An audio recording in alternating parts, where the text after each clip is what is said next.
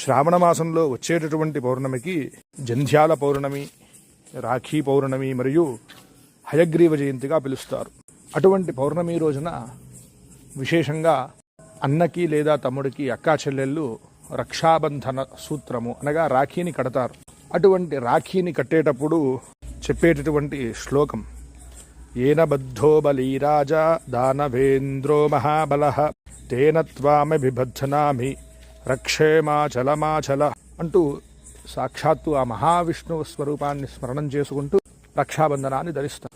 ఆ రక్షాబంధనాన్ని ధరించడం ద్వారా అన్నకి ఎటువంటి శత్రు భూత ప్రేత పిశాచ బాధలు కూడా దగ్గర రాకుండా, మరియు చెల్లికి ఎటువంటి కష్టం వచ్చినా కూడా నేను ఉన్నాను అనే ఉద్దేశంతోనే ఈ రక్షాబంధనం అనేది ధరిస్తారు. అటువంటి రక్షాబంధనము మరియు రాఖీ పౌర్ణమి, జంధ్యాల పౌర్ణమి రోజున విశేషంగా హయగ్రీవారాధన చేయడం కూడా